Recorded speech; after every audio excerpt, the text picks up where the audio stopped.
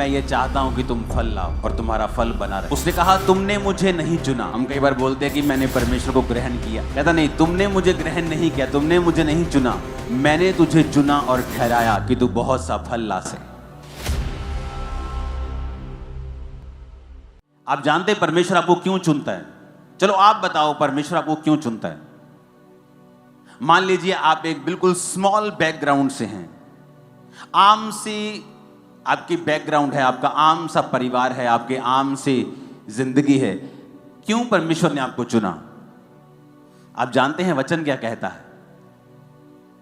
वचन ये कहता है कि परमेश्वर जानबूझ के आम लोगों को, तुच्छ लोगों को, गरीबों को, टूटे हुओं को चुनता है ताकि उन्हें एक गवाही बनाकर खड़ा कर सके कि इसकी जिंदगी में जो कुछ भी हुआ है मैंने किया है।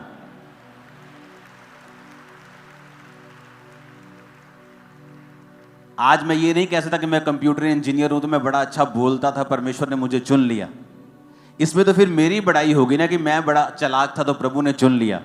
जब मैं परमेश्वर में आया हूं मैं मेंटली अपसेट था, आम लोगों में बैठकर बात भी नहीं कर सकता था, बिना दवाई और नशों के नहीं जी सकता था। प्रीच करना तो दूर की बात, आम लोगों में कन्वर्सेशन जब होती थी कि मेरे दादाजी को हार्ट अटैक हो गया, मेरी नानी मर गई, मेरी नानी को बीमारी हो गई, तो मेरे को अटैक्स शुरू हो जाते थे, मैं उनमें बैठ नहीं पाता था। तो परमेश्वर ने कहा मैंने जगत के निर्बलों को, जगत के तुच्छों को चुन लिया ताकि उनको जो अपने आप को कुछ समझते हैं उनको मैं शर्मिंदा करूं तुम लोगों के जरिए, तुम लोगों के द्वारा। इसका मतलब परमेश्वर जब आपको चुनता है वो इसलिए आपको चुनता है कि परमेश्वर आपकी जिंदगी में कुछ बड़ा काम करना चाहता है। उसने आपको फालतू में नहीं चुना। अभी आप जाते जाते अपने घर में जब जाएंगे तो आप पूरी, अगर सब्जी लेनी है तो पूरी रेडी उठा के नहीं ले जाएंगे आप। आपको पता है ये खराब हो जाएगी, मैं जितनी खाना चाहता हूं, चाहती हूं, मैं उतना ही लेके जाऊंगा। तो परमेश्वर ने भी फालतू में आपको नहीं सिरजा है, उसने फालतू में आपको नहीं बनाया है। ऐसे लोग भी मैंने देखे हैं अपनी लाइफ में, आप उन्हें इंटरनेट पे सर्च करें आपको मिल जाएंगे, जिनके दोनों हाथ नहीं थे, दोनों पांव नहीं थे। अब शैतान उन्हें पूछ सकता है कि तेरे को परमेश्वर ने फालतू ही बनाया है तो तेरा क्या काम है? तेरा ना तेरे हाथ है ना तेरे पांव है, तो क्या तेरी नरक जैसी जिंदगी है? कुछ तू कर नहीं सकता, चल नहीं सकता, उठ नहीं सकता, खा नहीं सकता अपने आप, तू कुछ नहीं कर सकता। लेकिन परमेश्वर ने आज उसे दुनिया के टॉप प्रचारकों में से एक प्रचारक बना दिया है। आई थिंक निक नाम है उसका, आप जाके गूगल पे सर्च करना। तो यानी आपकी कंडीशन कैसी भी हो, परमेश्वर ने आपको बड़े काम करने के लिए चुना है। आप किसी भी निचली पोजीशन पे हो, कहीं भी हो, आपकी कंडीशन जितनी मर्जी बुरी हो, लेकिन एक बात पक्की है, परमेश्वर ने आपको बड़े काम करने के लिए चुना है। ये पहले दिमाग में बिठाना पड़ेगा, हां या ना।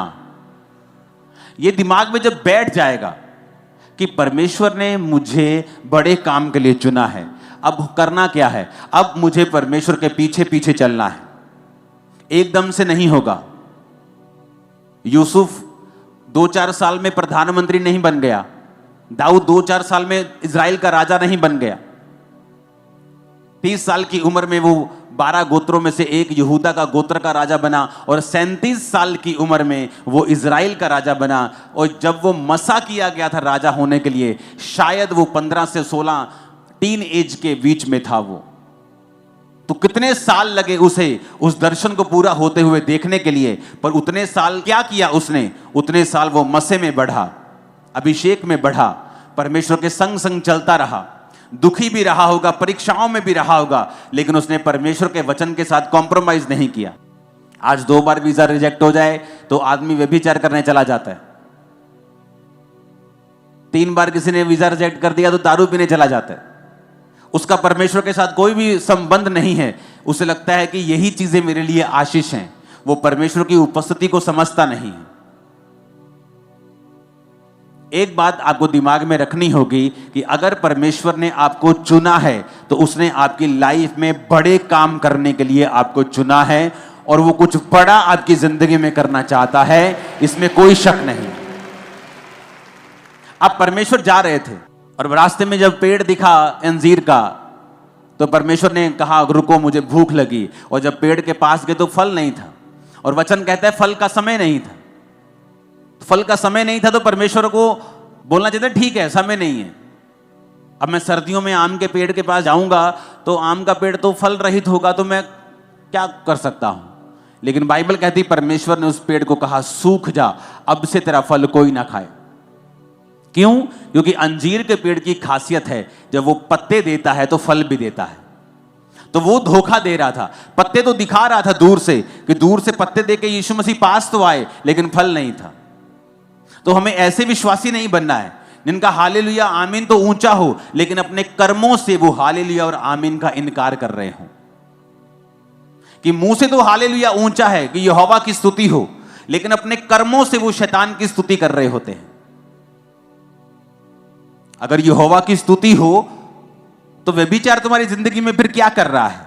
चोरियां तुम्हारी लाइफ में फिर क्या कर रही हैं? निंदा चुगली तुम्हारी लाइफ में फिर क्या कर रही है? अगर यहोवा की स्तुति हो, अगर हालेलुया बोलना है तो अपनी जिंदगी को हालेलुया के जैसा करना भी है। कि जब परमेश्वर तुम्हारा हालेलुया और आमीन देखे, तुम्हारी प्रार्थना को सुनकर तुम्हारे पास आए, तो उसे तुम फेक पेड़ की तरह ना दिखाई दो कि जिसके पत्ते तो हैं, जो ऊपर से अपने आप को धर्मी तो दिखा रहा है लेकिन अंदर से धर्मी नहीं है। हालेलुया। अब आपको यह समझ आ गया कि परमेश्वर ने मुझे चुना है, मैंने उसे नहीं ग्रहण किया, उसने मुझे चुना है और इसलिए चुना है।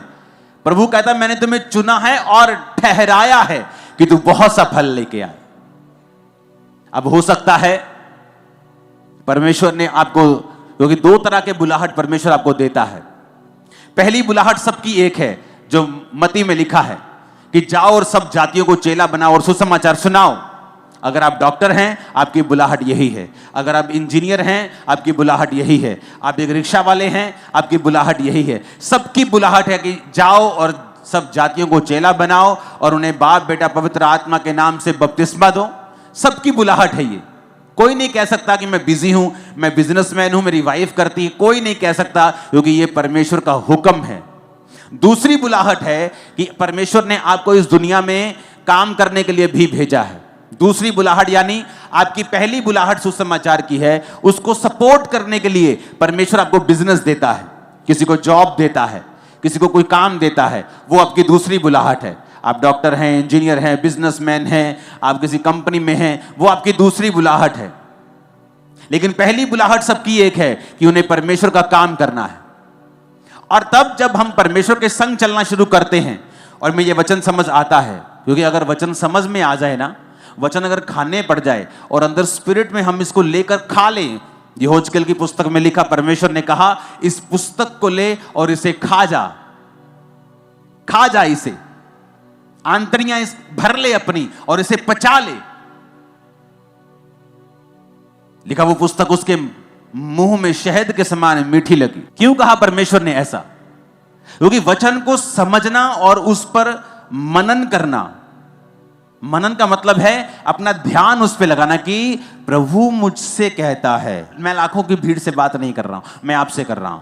प्रभु मुझसे ये कह रहा है कि मैंने तुझे चुना है और ठहराया है कि तू बहुत सा फल, यानी तेरी जिंदगी में बड़े अच्छे अच्छे रिजल्ट होंगे जो मैं तुझे दूंगा। प्रभु मुझसे कह रहा है और वो आपसे कह रहा है। क्या वो झूठ बोलता है? मैंने कहा क्या वो झूठ बोलता है? क्या वो पक्षपात करता है? क्या वो मुझे कह रहा है और तुझे नहीं कह रहा है? ऐसा लिखा है बाइबल में। क्या उसने ये कहा है कि मैं ये बात सिर्फ अपने चेलों के लिए लिखता हूं?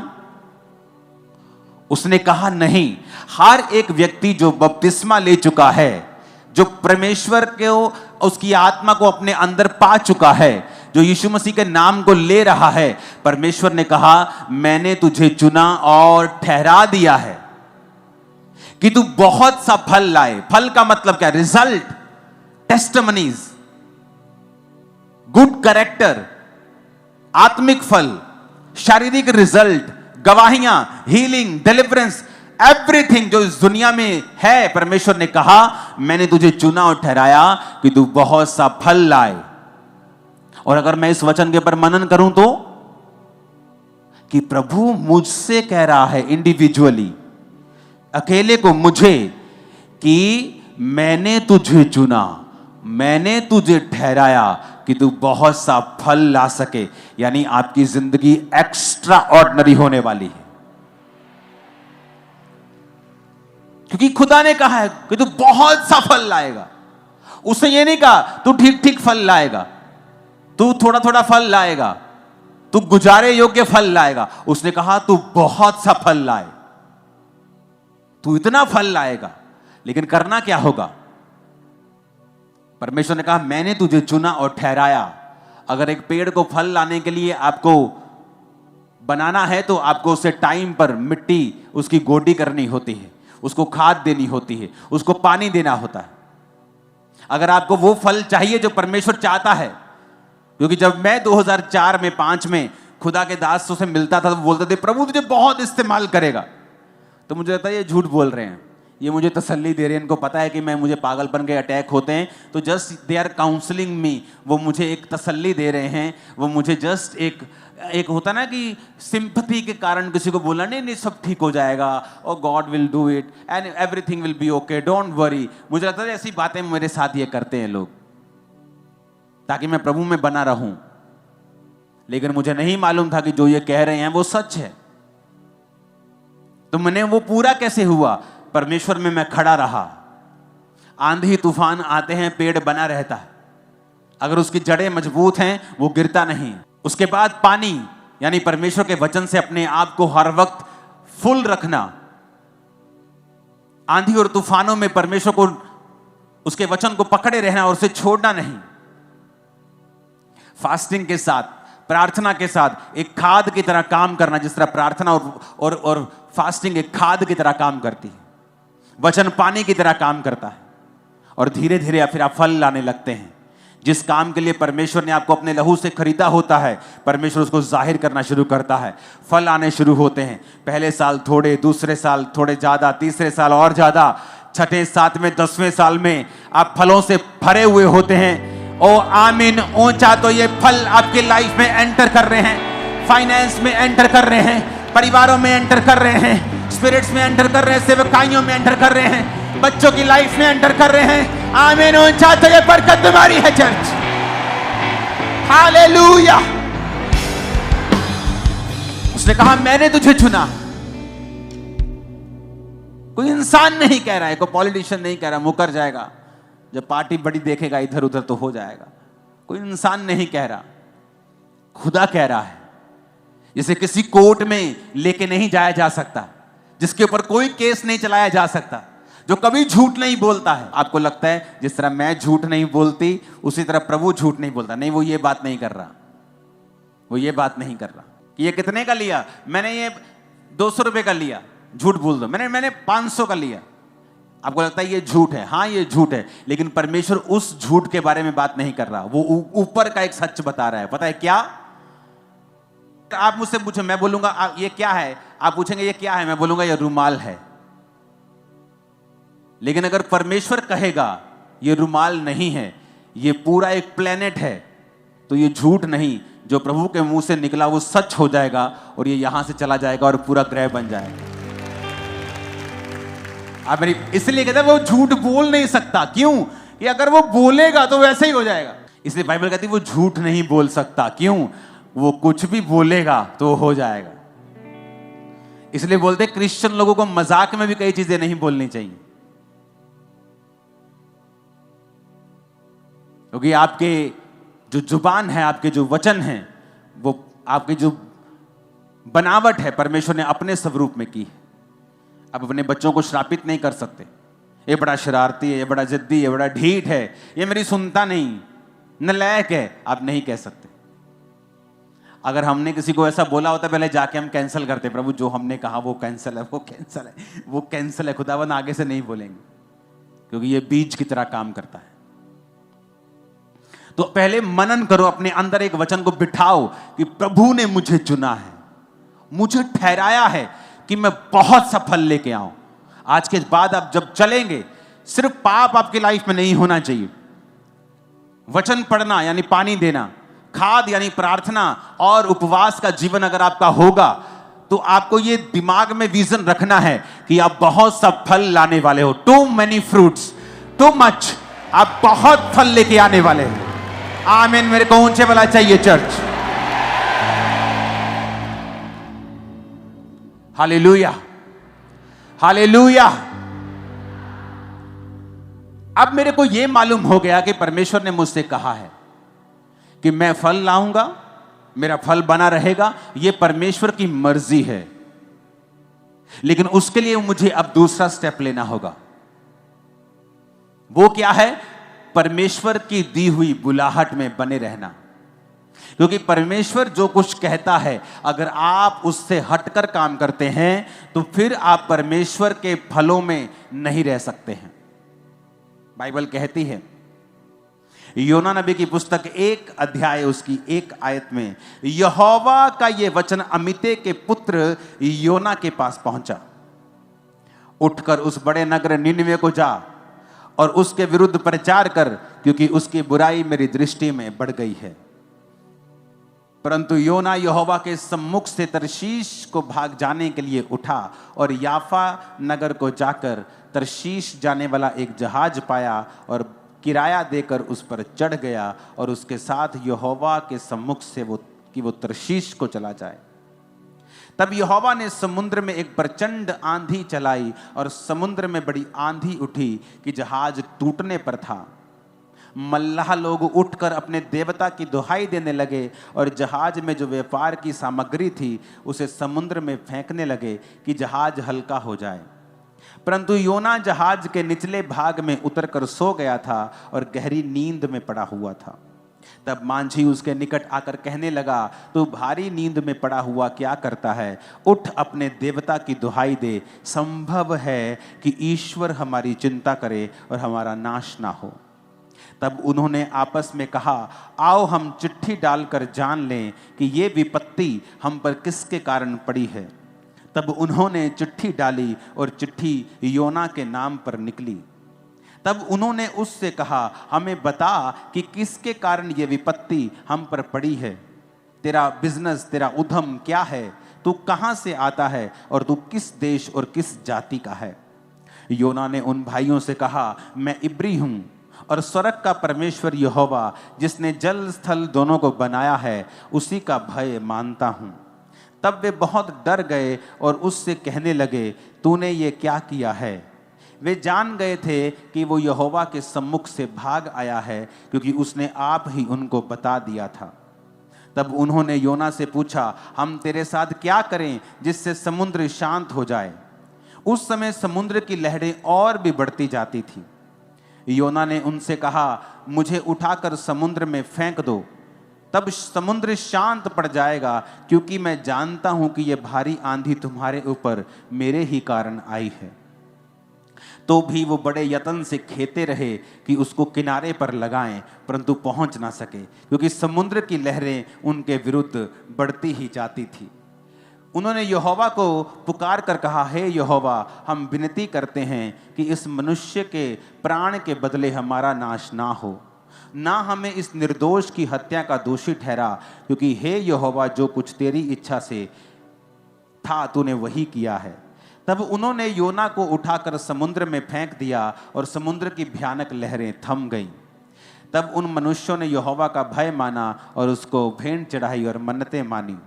यहोवा ने एक बड़ा मच्छ ठहराया था कि वो योना को निगल ले, और योना उस मगरमच्छ के पेट में 3 दिन और 3 रात पड़ा रहा। अब यहां पर परमेश्वर अपने एक दास को कहता है कि बेटा जा और निनवे नगर को जाके उनके बारे में प्रचार कर। तू उनको प्रचार करके 40 दिन के अंदर अंदर, जब आप योना 3 उसकी 4 आयत को पढ़ते हैं कि अब से 40 दिन के बीतने पर निनवे उलट दिया जाएगा, कि परमेश्वर कहता है कि जा बेटा प्रचार कर ऐसे देश में जाके जो मुझसे मुकर गए हैं, और जा और उनको बता कि वो मन फिराएं और अपना प्रचार कर। और वचन कहता है कि योना यहोवा के सम्मुख से किसी और शहर को भागने के लिए चला, किराया देकर एक सुंदर से क्रूज शिप में चला गया कि चलो नज़ारे लेंगे, समुद्र के नज़ारे लेंगे। कौन सेवा करता फिरेगा, ये लोगों के पास जाएंगे, ये लोग सताएंगे मुझे। परमेश्वर तू दयालु है, तू अनुग्रहकारी है, तू इनको बचा ही लेगा, तू उनको कौन सा नाश करेगा। तू कितने सालों से कह रहा है कि मैं नाश कर दूंगा, करता तो तू है नहीं। परमेश्वर अपने आप बचा लेगा। और ये सोचकर शैतान की बातें उसके मन में आई और वो परमेश्वर के सामने से भाग गया। और जब भागा, जब तो समुद्र में आंधी और तूफान आया। और अगली स्टोरी आपने पढ़ी है। सब लोग पूछने लगे ऐसा क्यों हुआ, तो कहता मैं परमेश्वर के सामने से भाग आया हूं। कुछ मुसीबतें आपकी लाइफ में ऐसी हैं, वो प्रार्थना से कभी नहीं जाती। अगर परमेश्वर ने आपको किसी काम के लिए ठहराया है, सेवा के लिए ठहराया है कि बेटा तुझे ये सुसमाचार की सेवा करनी है, आप भाग जाएं और कहें ये बहुत मुश्किल है, इसमें तो सताव का सामना करना पड़ेगा, इसमें तो अपनी पर्सनल लाइफ को साइड पर रखना पड़ेगा, तो ये कैसे पॉसिबल है? परमेश्वर क्या मैं बिजनेस करके अपने पैसों से तुझे सपोर्ट कर सकता हूं? मैं 50% तुझे पार्टनर बनाता हूं।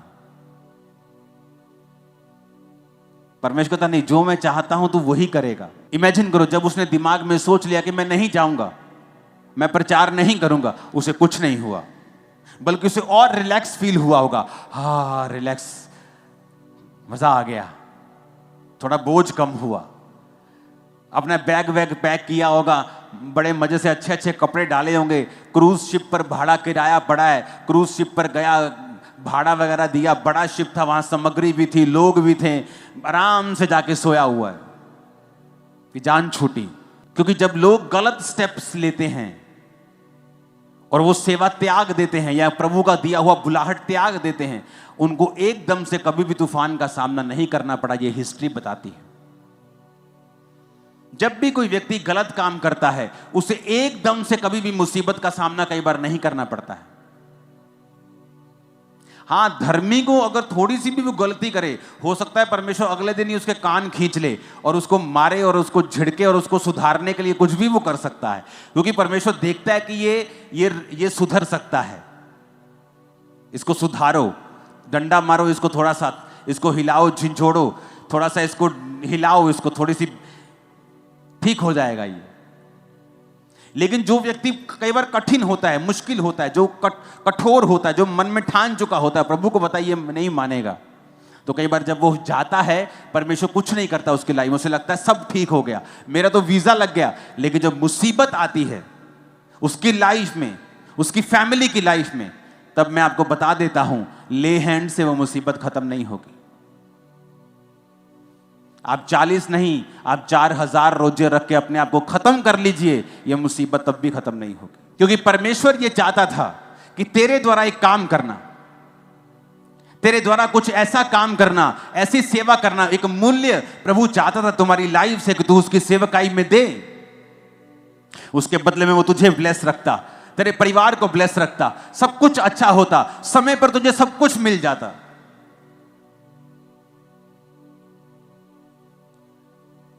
लेकिन जब हम परमेश्वर से हटते हैं और योना नबी की तरह काम करते हैं, फिर आता है एक टर्निंग पॉइंट जहां लाइफ में फिर मुसीबत एंटर करती है। और मैं आपको बताना चाहता हूं, अपने पास्टर को इस मुसीबत के लिए कृपया तंग ना करें, क्योंकि यह मुसीबत ले हैंड से जाने वाली नहीं है। यह मुसीबत तुम्हारी तौबा की वजह से जाएगी, जो तुम करना नहीं चाहते हो। योना कहता प्रभु, अगर आप 2 बाब पढ़ेंगे ना तो लिखा, जब मैं समुद्र की तह तक चला गया, पानी मेरे ऊपर था और मैं मूर्छा खाने लगा, मैं पहाड़ों की जड़ तक जब पहुंच गया, तब मैंने यहोवा की दुहाई दी और उसने एक मगर को भेजा, एक मच्छी को भेजा, जो उसने मुझे निगल लिया। पेट के अंदर पड़ा पड़ा वो 3 दिन रात परमेश्वर की दुहाई देता रहा और परमेश्वर के उस मच्छ ने उसको निगल दिया। जब तौबा की कि परमेश्वर मुझे माफ कर दे, मैं जाता हूं, तो परमेश्वर कहता है पहले तुझे मालूम नहीं था, तो पहले अगर जाता तो इतने छितर ना खाता, तू इतनी मुश्किलें तुझको ना आती, तूने दूसरों का भी नुकसान करवाया। व्यापार की वस्तुएं उसमें उसमें घी होगा, उसमें चावल होंगे, उसमें क्या क्या व्यापार पुराने जमाने में होता, कपड़े होंगे, सारा कुछ समुद्र में फेंका। फाइनेंशियली नुकसान किया, दूसरों का नुकसान किया। कुछ परिवारों का नुकसान होता है जब उनके बच्चे सेवा छोड़ते हैं, लेकिन तब वो नहीं बोलते, उन्होंने आने दो आने दो, अब घर आ गया, मेरे घर का काम करेगा। भाई साहब, वो घर का काम नहीं करेगा, वो नुकसान करेगा। क्यों? क्योंकि वचन ऐसा कहता है कि यहोवा के घर में उसकी सेवा में जो आशीष है, पीछे मुड़ने पर वो श्राप है। क्योंकि प्रभु उसी श्राप से तुम्हें बचाना चाहता है, इसलिए वो तुझे सेवा के लिए बुला रहा है। अगर मैं सेवा ना करता, मैं जीवित नहीं रहता, मुझे मालूम है। तो परमेश्वर ने उस कर्ज को खत्म करने के लिए मुझे कहा, अगर तू सेवा करेगा वो कर्ज खत्म हो जाएंगे। तो शैतान जानता है कि वो कर्ज जो शैतान तुम्हें देना चाहता है वो नहीं दे पाएगा अगर तू यहोवा की बुलाहट को पूरा करेगा। अब किसी के जीवन में बुलाहट कुछ है और किसी के जीवन में कुछ है, और अगर वो अपनी बुलाहट से भागता है, वो अपना तो नुकसान करता भी है, अपने आसपास का भी नुकसान करता है। फिर आप ले हैंड करवा लो, आप 40 रोजे रख लो, 80 रख लो, 120 रख लो कि हील हो जाए, डिलीवर हो जाए, ये मुसीबत चली जाए। वो नहीं जाने वाली, क्योंकि वो मुसीबत सिर्फ तौबा से जाएगी। जो कार्य प्रभु ने दिया उसे पूरा करने पर ही वो जाएगी। लेकिन ईगो रास्ते में आती है और वो ईगो के कारण लोग मारे जाते हैं। पारिवारिक मेंबर्स का नुकसान होता है, फाइनेंस का नुकसान होता है, जीवन का नुकसान होता है, बुढ़ापे में और अधिक उनको तकलीफों का सामना करना पड़ता है। वो सॉन्ग है ना, खुदाया तेरी रूह तो मैं भला ना सके किधर जाऊं, कि तू सब तरफ है, मैं कहां जाऊं। आसमान में चढ़ूं तू है, समुद्र के नीचे तू है, हर जगह तू है। कभी परमेश्वर की बुलाहट से भागो मत, क्योंकि जब आप बुलाहट से भागेंगे तो परमेश्वर का कोई भी नुकसान नहीं होगा। आपकी जगह आपसे बेटर पर्सन उस जगह को ले लेगा, उस भवन का भी नुकसान नहीं होगा। परमेश्वर अपने काम को कर लेगा, प्रभु का नुकसान भी नहीं होगा। नुकसान एक ही व्यक्ति होगा, जो आप होंगे या आपकी फैमिली होगी। क्योंकि अगर आप बुलाहट को पूरा करते हैं तो परमेश्वर आपके जीवन में वो सारे फलों को देता है जो परमेश्वर ने आपकी लाइफ में सोचे हुए हैं। हालेलुया।